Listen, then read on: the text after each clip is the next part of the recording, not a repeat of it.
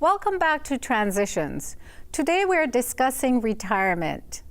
In our last segment, Charlotte showed us how to start the decluttering process and ways to donate our unwanted items.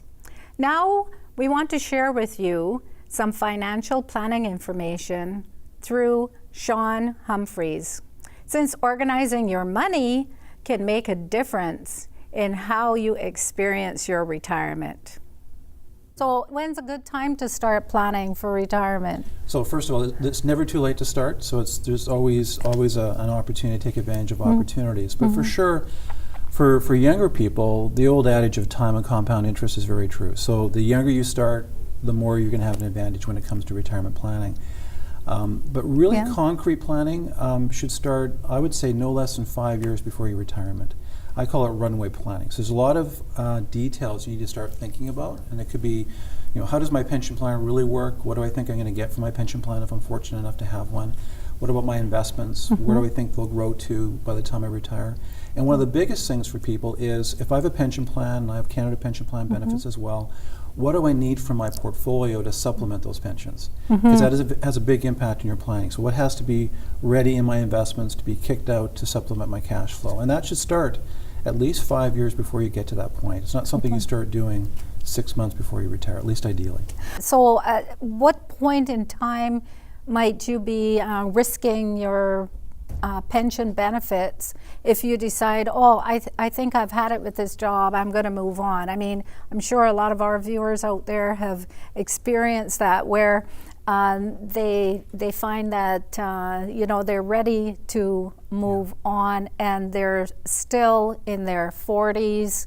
So what are the risks about that? Well, the risks is you may not have enough time on your side to make up for the loss of pension. So that's a tough issue, right? You're in a work situation, you're ready to make a change, you're not enjoying what you're doing, but you know that you've got some pension benefits you're going to walk away from. And so it's not easy. So the first thing I'd say is, try to calibrate or calculate what is the impact. So if I'm 45 or 50 years of age and I decide to walk away from that pension plan and just lock in my benefits as they are, what will that be to me in terms of lost benefit?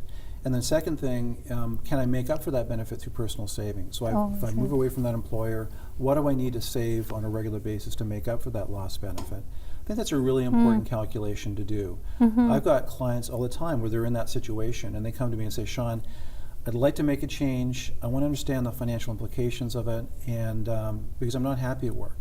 And it's not a right or wrong calculation. It's just, here's the reality. And some people will go through that calculation and go, you know what, I'm prepared to do the things I need to do to make the transition, even though it might be financially not the wisest thing in the world, but I can still make it work. And other people will look at the number and just say, it's too big a number for me. Although I'm not happy in my work, I'm just going to stick it out until that time when I can retire without a penalty in my pension, and then at that point move on. So it's very specific to the individual situation, but you definitely want to get somebody to run the numbers to see what the financial impact of that decision is. It's always easier to make those decisions when you're younger, because you have time to make up for that difference. But when you're 45, 50 years of age, that's a really big decision to make. Well, I think a lot of our viewers too, who are looking at retirement, maybe considering traveling, maybe taking off to the Caribbean, or going to Europe and so on. Do you have any tips or suggestions for people who might be considering those things, and maybe they're in their 40s or 50s right now and think, that's something I really look forward to when I retire? Do you have any suggestions? Well, the first thing I'd say, if you're in your 50s thinking about it as a future goal, I'd say start doing those things now. I think there's one reality that I've seen in retirement planning. I've been doing this for 30 years, is we do have our dreams and our hopes for the future. We want to set financial goals to accomplish those things. But when we have our health and our energy and the financial capacity to achieve some of those things, I'd say to those clients, do a little bit of that now. Don't wait until you're 55 or 60 or 65 to do that planning. The second thing is, make sure that you've got some level of health insurance, travel insurance that's in place. Sometimes employers will have insurance that will carry on past retirement.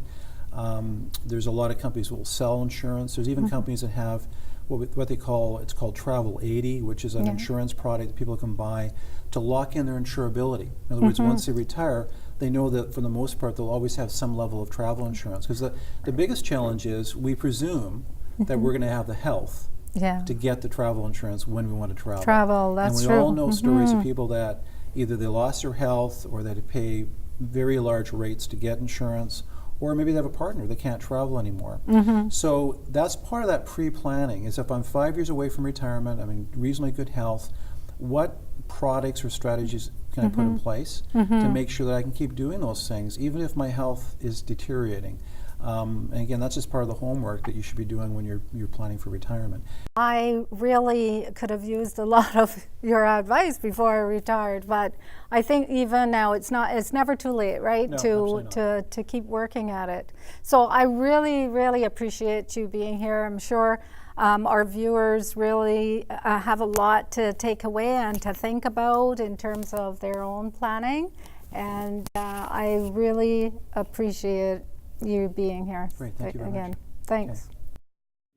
Many people wait until retirement to enjoy life, but sometimes that doesn't happen. Life is full of unforeseen circumstances. For some, moving away from a home filled with memories, and the challenge lies in parting with those objects that are in that home that are full of meaning. Some start planning in their 20s, and others never factor retirement into their plans. Whatever decision is made, it never has to be permanent. Another change, another transition to another plan is always a possibility. There are never any guarantees, but hopefully in the end, some contentment and enjoyment can be realized in this special time of a person's life. Please visit our website, where we have listed several retirement resource links for your convenience. Thank you for watching. Please join us again soon.